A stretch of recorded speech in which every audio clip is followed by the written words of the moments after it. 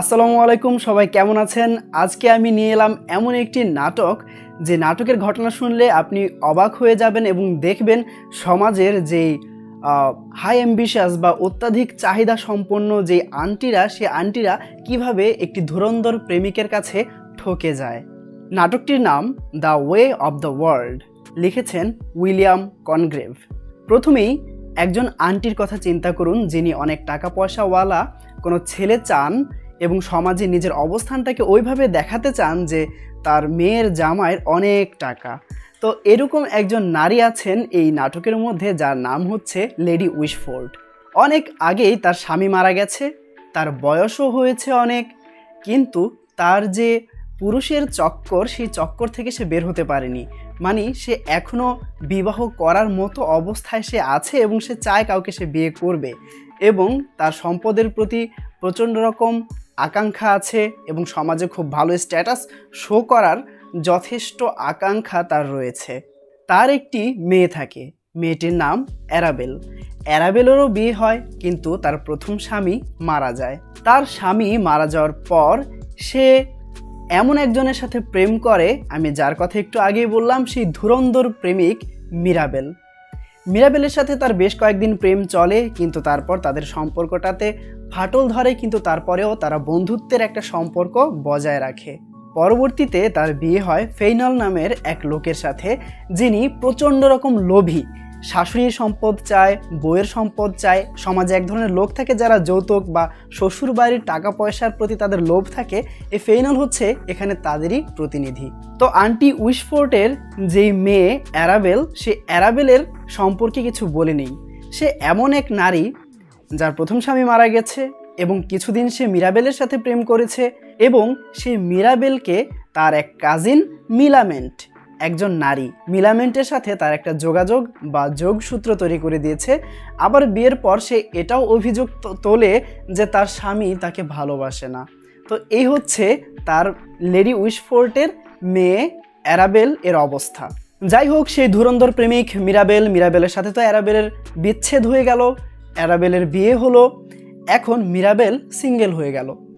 কিন্তু ওই যে যোগসূত্র তৈরি করে দিয়েছিল অ্যারাবেল তার কাজিনের সাথে, এখন মিরাবেল সেই কাজিন মিলামেন্টকে সে পছন্দ করে, মিলামেন্টকে সে বিয়ে করতে চায়। এই জন্য কি লাগবে?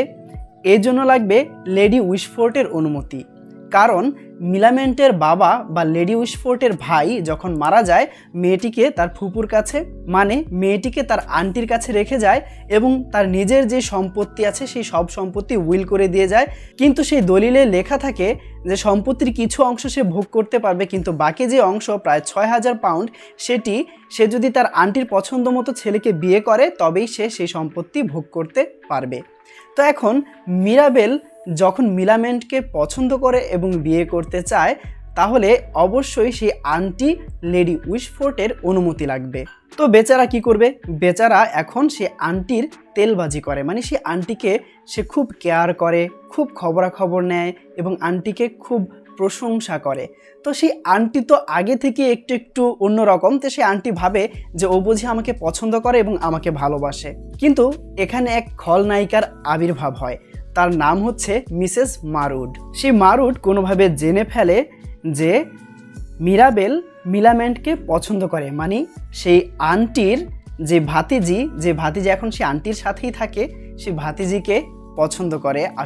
আসলে আন্টিকে পছন্দ করে না, সেই ভাতিজিকে পছন্দ করে। এই কথা জানার পর আন্টি খুব রেগে যায় এবং সেই মিরাবেলকে দূর দূর করে একটি পার্টি থেকে তাড়িয়ে দেয়। এবার মিরাবেল খুব হতাশ হয়ে পড়ে, কিন্তু এইবার মিরাবেল তার আসল চাল চালে। মিরাবেল তার যে চাকর ওয়েটওয়েল, সেই চাকরকে সেই আন্টির বাড়ির চাকরানি ফয়বলের সাথে বিয়ে দেয়। এই বিয়ে দেওয়ার কারণটা হচ্ছে যেন সেই আন্টির বাড়ির সমস্ত গোপন খবরাখবর তার কাছে চলে আসে।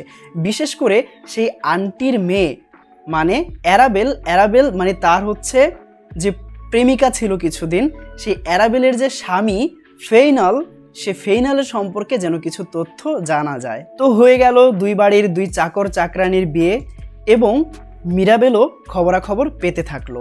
এইবার মিরাবেলের আসল খেলা শুরু। মিরাবেল এবার সেই আন্টির মেয়ের জামাই তার সাথে কার্ড খেলে এবং কার্ড খেলার এক পর্যায়ে সে বলে, তোমার সম্পর্কে কিন্তু আমি কিছু গোপন কথা জানি, মারুডের সাথে তোমার কিছু অবৈধ সম্পর্ক চলছে। মিসেস মারুডের কথা যদি একটু বলে নেই, মিসেস মারুড হচ্ছে সেই ব্যক্তি যে খলনায়িকা হিসেবে এসেছিল, আর মিসেস মারুড হচ্ছে সেই আন্টির বান্ধবী। তার মানে সে আন্টির মেয়ের জামাই তার শাশুড়ির বান্ধবীর সাথেই প্রেমের খেলা খেলছে।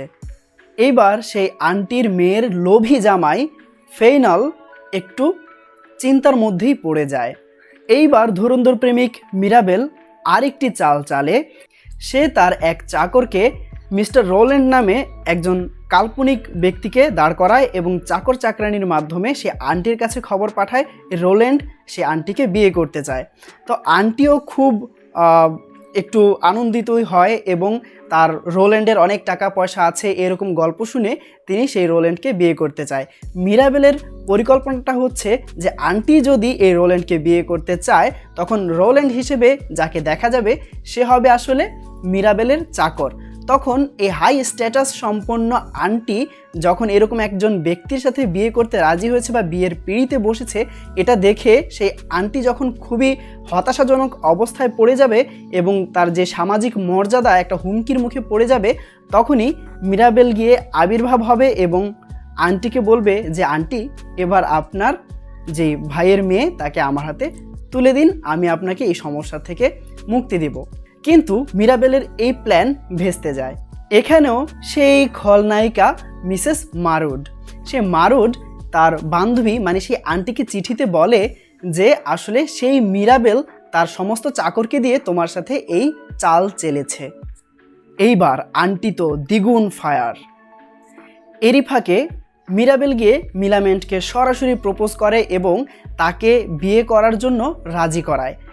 এইবার সেই আন্টি যে মিরাবেলের উপর খেপে গেল, খেপে গিয়ে সেই আন্টি তার আরেক বোনের ছেলেকে, তার নাম থাকে স্যার উইলফুল, সেই উইলফুলের সাথে মিলামেন্টকে বিয়ে দিতে চায়। কিন্তু মিলামেন্ট সরাসরি তাকে বিয়ে করবে না বলে প্রত্যাখ্যান করে দেয়। আর এদিকে মিসেস মারউড আর ফেইনাল মিলে যেই মিরাবেলের যে চাকর আছে সেই চাকরদেরকে পুলিশে ধরিয়ে দেয়। এইবার সেই আন্টি আরেকটা বিপদে পড়ে। তার মেয়ের জামাই ফেইনাল যে মিসেস মারুডের সাথে একটা পরকীয়ার সম্পর্কে জড়িত আছে সেই কথা আন্টি মোটামুটি জানতে পারে এবং তার মেয়েও জানতে পারে, কিন্তু তারা এক সামাজিক অবস্থান থেকে এ কথা প্রকাশ করতে পারছে না। সেদিকে তার মেয়ের জামাই এসে আন্টিকে বলে যে আপনার মেয়ে যে আমার সাথে বিয়ে হওয়ার আগে মিরাবেলের সাথে প্রেম করেছে, আপনি সেটা আমাকে বলেননি এবং আপনি আপনার সেই মেয়েকে আবার আমার কাছে বিয়ে দিয়ে আপনি আমার সাথে প্রতারণা করেছেন। সুতরাং আপনি আপনার মেয়ে এবং আপনার কাছে গচ্ছিত রাখা আপনার ভাতিজির যেই সম্পত্তি, সমস্ত সম্পদ আমাকে দিয়ে দিন, নয়তো আমি আপনার মেয়েকে তালাক দিয়ে দেব। আর আপনার মেয়ের এবং আপনার যে খারাপ যেই নিউজগুলো আছে, যে খবরগুলো আছে, এগুলো আমি পুরো শহরে ছড়িয়ে দেব। তো সামাজিক মর্যাদা রক্ষা করতে গিয়ে আন্টি খুব চাপের মধ্যে পড়ে যায়। মিলামেন্ট এই কথা শুনে সে খুব চিন্তিত হয়ে পড়ে যে আমার বাবা আমাকে যে সম্পত্তি আন্টির কাছে রেখে গিয়েছে আমার জন্য, সেই সম্পত্তি বুঝি এখন আমার সেই কাজিনের জামাই নিয়ে নেবে। তো সে এই কথা চিন্তা করে সে স্যার উইলফুলকে বিয়ে করতে রাজি হয়, কারণ আন্টির ইচ্ছে অনুযায়ী বিয়ে করলে সেই সম্পত্তিটা তার হয়ে যাবে। তো আপাতত সে রাজি হয়, কিন্তু বিয়ে সে করবে না বলেই সিদ্ধান্ত নেয়। কিন্তু তারপরও সেই আন্টির মেয়ের জামাই মিস্টার ফেইনাল তাকে চাপ দিতেই থাকে আন্টিকে যে আমাকে তাড়াতাড়ি সেই সম্পত্তিগুলো দিয়ে দিন। আন্টি এবার খুব দুশ্চিন্তাগ্রস্ত হয় এবং ভেঙে পড়ে। এবার আবার সেই সাহায্যের হাত বাড়িয়ে দেয় সেই ধুরন্ধর প্রেমিক মিরাবেল। সে মিরাবেল বলে, আন্টি আমি পারি আপনাকে এই বিপদ থেকে উদ্ধার করতে, যদি আপনি আপনার যে ভাইয়ের মেয়ে আছে তার সাথে আমার বিয়ে দিতে রাজি হন। এবার আন্টি বলে, আচ্ছা আগে তুমি এই সমস্ত সমস্যা সমাধান করো, তবেই না আমি দেখব মিলামেন্ট মানে আমার ভাতিজিকে তোমার সাথে বিয়ে দেওয়া যায় কিনা। মিরাবেল এবার পুরো শহর জুড়ে ফেইনাল এবং মারুডের যেই অবৈধ সম্পর্ক সেটি পুরো শহরে ছড়িয়ে দেয় যে ফেইনাল তার শাশুড়ির বান্ধবী মারুডের সাথে প্রেম করছে। এটা করে সে আসলে ফেইনালকে মনস্তাত্ত্বিকভাবে একটু দুর্বল করে দেয়। এবার সে আরেকটি চাল চালে। ফেইনলের যে স্ত্রী মানে আন্টির যে নিজের মেয়ে অ্যারাবেল, সেই অ্যারাবেলের সাথে একসময় মিরাবেলের প্রেম ছিল। তো সেই ধুরন্ধর প্রেমিক মিরাবেল তখন তার বিয়ের আগেই সেই অ্যারাবেলের যত সম্পত্তি ছিল এবং তার আগের স্বামী যখন মারা গিয়েছিল সে ওখান থেকেও যেসব সম্পত্তি পেয়েছে সব সম্পত্তি নিজের নামে নিয়ে রাখে, বা সেই মেয়েই স্বেচ্ছায় মিরাবেলকে সেই সম্পত্তির তদারকি বা সেই সম্পত্তির এক কথায় মালিক বানিয়ে দেয়। তখন সে এই জিনিসটা প্রকাশ করে যে এই সমস্ত সম্পত্তি তো আমার হাতে। তখন সেই অ্যারাবেলের স্বামী সেই সম্পত্তি লোভী ফেইনল তখন বলে, হায় হায় আমি কী করলাম, আমি সমস্ত সম্পত্তি তাদেরকে চাপের মুখে ফেলে নিয়ে নিলাম ঠিক আছে, কিন্তু এই সম্পত্তির মালিক তো আসলে সে না, সেই সম্পত্তি তো মিরাবেলের হাতে। তখন দেখা গেছে মিরাবেলই সেই অ্যারাবেলের সম্পত্তির মালিক। তখন সেই লোভী মেয়ের জামাই চুপসে যায় এবং সে আর বাড়াবাড়ি করতে কোনো সাহস পায় না।